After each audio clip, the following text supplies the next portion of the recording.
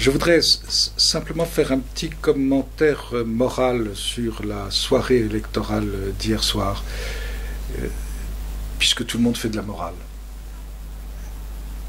Je pense que les Français sérieux, il y en a encore quelques-uns, n'ont pas pu s'empêcher d'être consternés de cette soirée électorale, comme de la précédente d'ailleurs.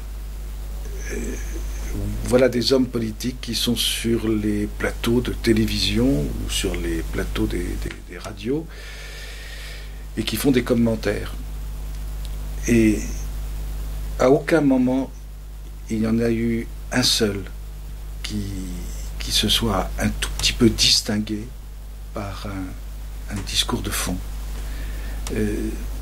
On était toujours dans la querelle partisane. Remarquez, la plupart des phrases commencent par moi je, moi je, moi je. On a le sentiment que tous ces fils de famille, parce que ce sont tous des fils de famille, ou à peu près, à quelques exceptions près, qui ont tous fait de très bonnes études, il faut quand même le rappeler. François Hollande, il est passé par le collège Saint-Jean-Baptiste de La Salle, il sort d'une excellente famille, il n'a jamais eu aucun problème, ce garçon. Il a toujours eu son croissant et son chocolat ou son café le matin. Il n'a jamais compté ses tickets de métro, il sait pas ce que c'est que la misère, il en parle, c'est une matière à discours pour lui. Mais de même, Ségolène Royal, qui a fait de très bonnes études, je crois que c'est elle chez les Ursulines, Martine Aubry, elle sort des oiseaux. Enfin, il faut quand même avoir une considération réelle de toutes ces choses-là. Il est en train de se préparer une autre société par derrière. Mais cette génération est encore une génération de profiteurs. Ce sont des gens qui ont fait d'excellentes études parce qu'ils ont été soutenus par leur famille, parce que M.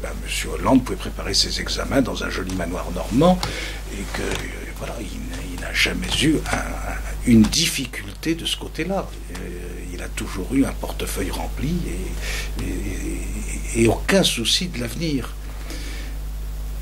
D'autre part, parmi eux, il n'y a pas un véritable entrepreneur.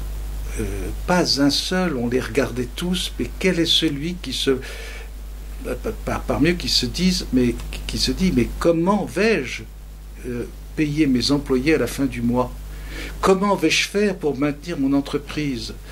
Comment vais-je faire pour maintenir la véritable entreprise, qui est toujours une PME? Les très grosses entreprises, très malheureusement, ceux qui sont à la tête, ce sont des managers, comme on dit, pour employer ce mot qui n'est pas français, ou qui était autrefois français, mais qui ne l'est plus.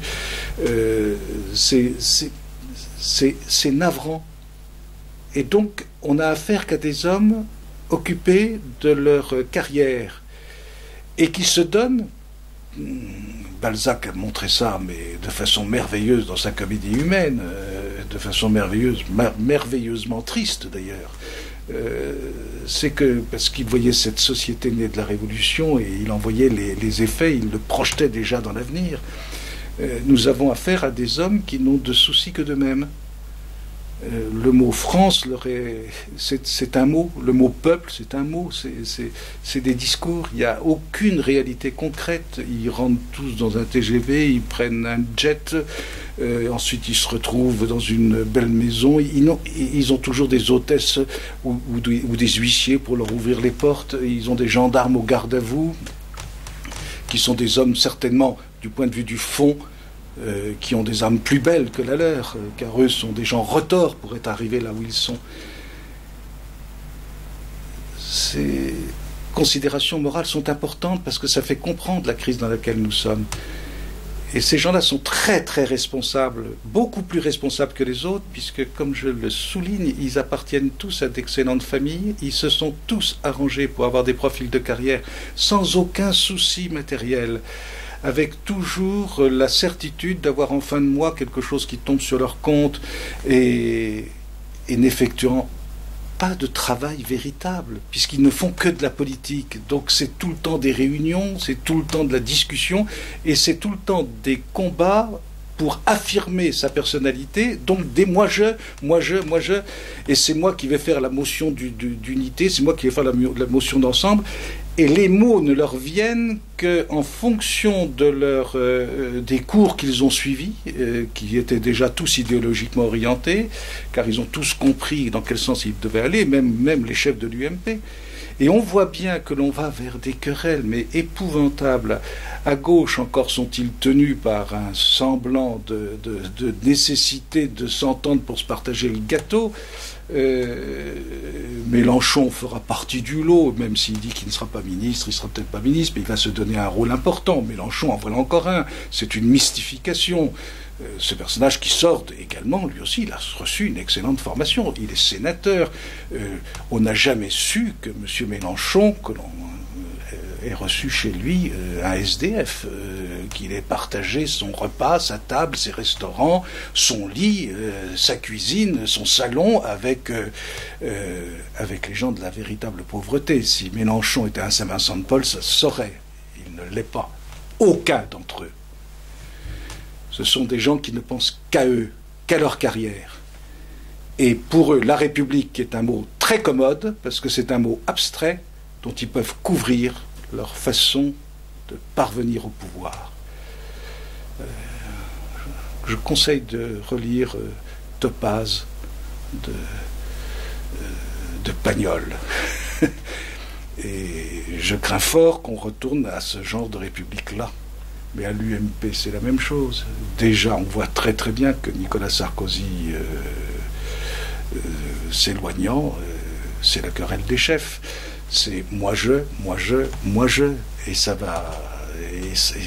va aboutir à des querelles, mais épouvantables, et à des atmosphères épouvantables. Et ils vont se couvrir du mot France. Mais la France mérite mieux. Et cette classe est très coupable, car c'est une classe. Ce sont des privilégiés. Tous. Je le répète, appartenant à de bonnes familles, quel que soit le niveau social, tous appartenant à de bonnes familles, la plupart ayant reçu une formation chrétienne, la plupart sortant des très bons collèges, tous ayant eu, ou à peu près, des petits problèmes personnels au moment de l'adolescence et réglant des comptes. Et ensuite, se choisissant une carrière politique pour satisfaire une ambition personnelle forcenée. C'est pénible, c'est extrêmement pénible. Quand donc la France sortira-t-elle de ce régime de mort et ce régime de profonde immoralité ?